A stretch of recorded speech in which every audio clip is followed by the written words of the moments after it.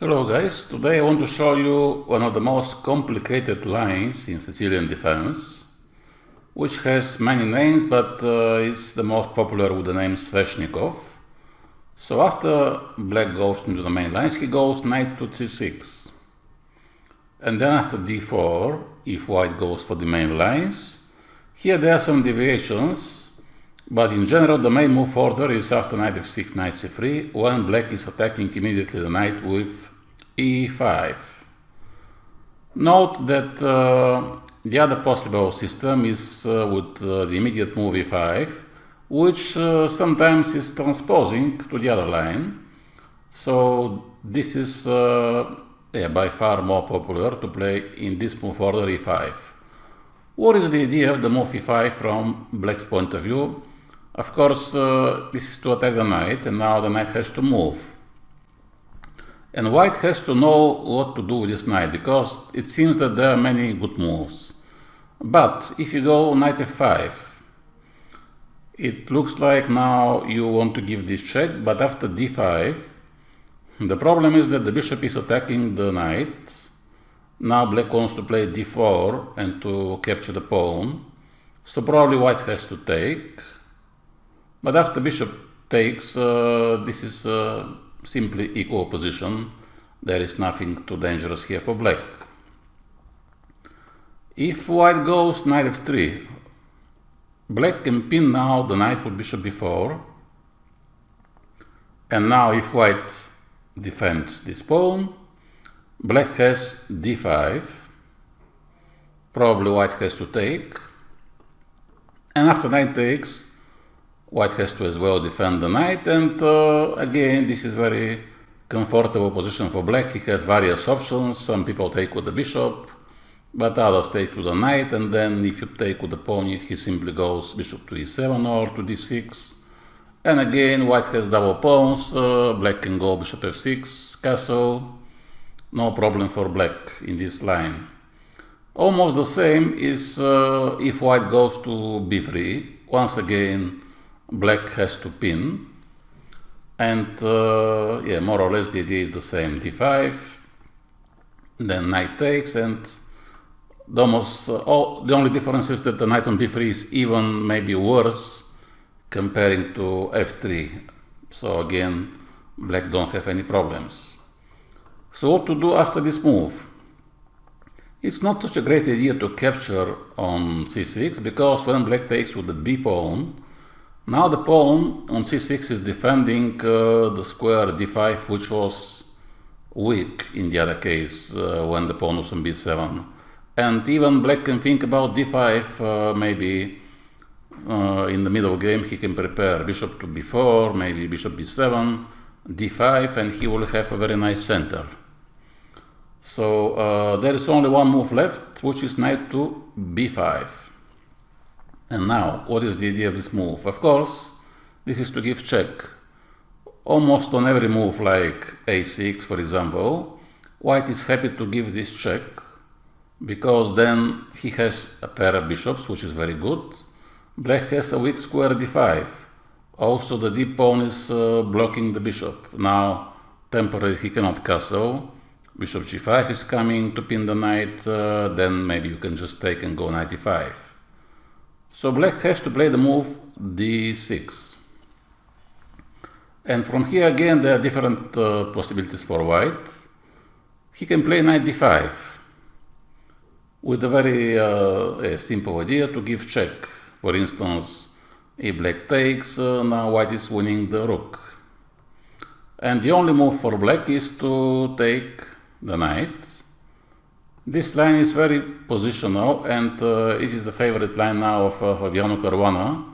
For those of you who have watched his match with Magnus Carlsen a few years ago, there has been many games in this system when Carlsen was choosing from knight to b8 and knight e7. Both are, of course, possible lines. Knight b8 looks a little bit strange. Maybe you're wondering why black would like to go to b8, but from b8 he can go to d7, which is a better square in general, because from e7 he is blocking the bishop. So later he has to move the knight to f5 and h4. This is another route. But d7 is somehow more maybe natural. Black only has to be careful for the lines where, for example, after a6, white has these very interesting tricks with queen a4. And of course, if black takes the knight, he is losing the rook. But even if he doesn't take, it seems that now queen d7 is a very strong move. But it's a blunder because after knight c7, black cannot capture the knight, and after king d8, white takes the queen and then he takes the rook. So yes, this is not losing, but black has to find here moves like knight d7, and then even there is some c5, which is again some kind of trap. Now that if black takes here, now white can play knight takes d6 check, double check, and then knight here and queen a3, and the king is in the center. Basically, yeah, in this case after c5, black has to play some rook d8, or yeah, he has to know some theory. Or he can of course avoid all this simply by playing bishop e7 instead of a6, and then this is not a dangerous move because there is a castle. But still, of course, now white has various possibilities like bishop d3, and then he plays castle. And this is a very common system where now black is hoping to push f5 and then to push e4, bishop f6 and things like this, but white can play f3 simply to block e4. And later the plan for white is to prepare c5. He can move the king away to avoid some checks, and then he can play b4, bishop e3, rook c1, and eventually c5. Or if white doesn't want to play this line knight d5, he can play bishop g5, who is actually by far the most popular move. Now black has to find almost the only move a6. If he plays some move like h6, white should take immediately. He cannot take with the queen because he has to defend c7, and then after knight d5, black cannot stop this check. That's why he has to attack the knight.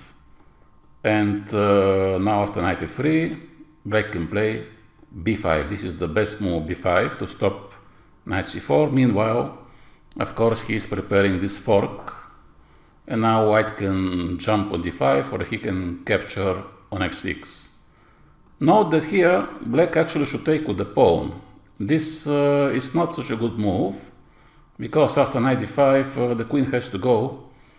Black is losing some time, and that's why the main move is pawn takes. Now because of b4, white has to jump. And again, there are many deviations here. Black can play f5 or bishop to g7.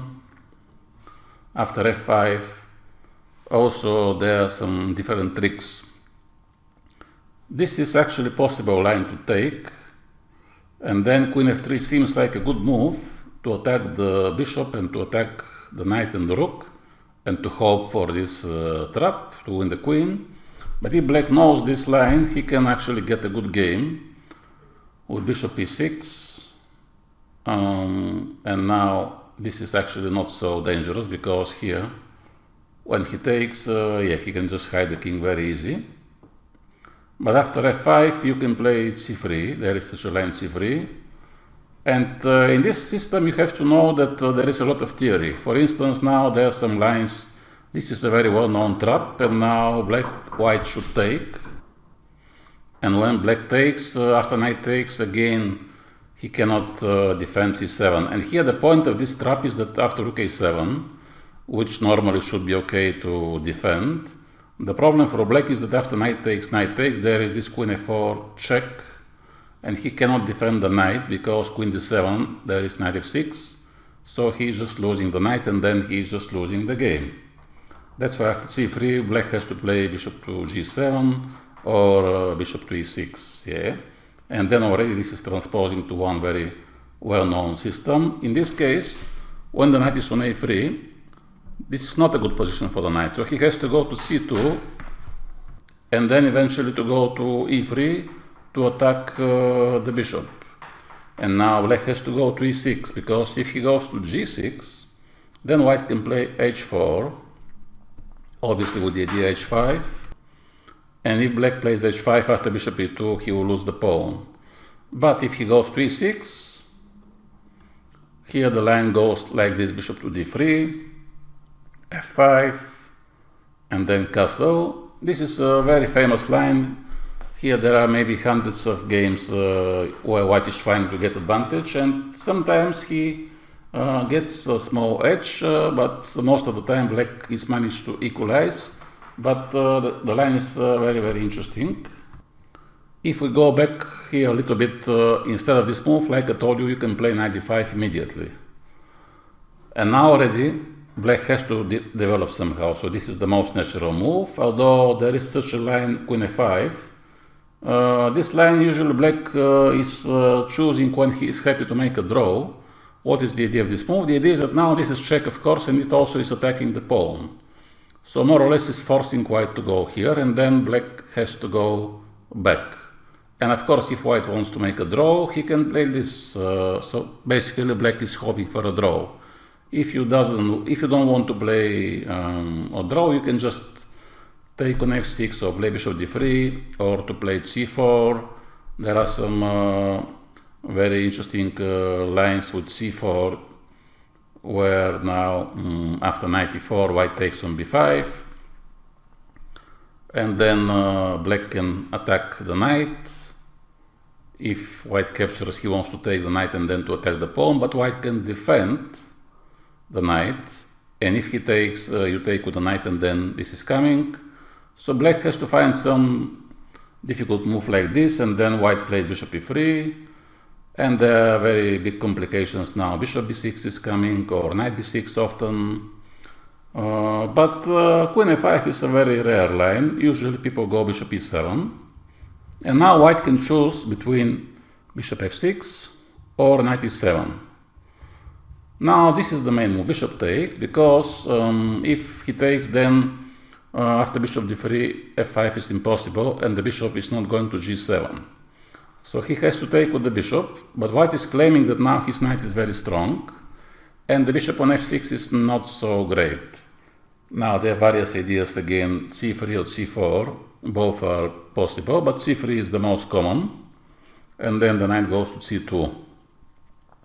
So often white wants to push a4 to try to attack this pawn on b5. And one of the best moves for black is bishop g5 to stop knight e3, and then white can play a4. So the idea is to attack this pawn on b5. If he takes, white should take, of course, with a rook. And like I said, the other option is if you capture on e7. The idea is that now after queen e7 you can play c4, because the knight is pinned, and if he takes, after knight takes, the pawn is hanging, so now black has very big problems. If he plays b4, one very common trap is that here, let's say something like this, you can take the pawn, because after this, queen f4 check is coming. I think even I had one game exactly in this position long time ago, in which white takes the pawn and then he is completely winning. So overall, this is extremely interesting line, because this is very different from all the other Sicilian defenses. The pawn structure is very strange with this a6, b5, and especially with the double pawns, with the g8 and f5.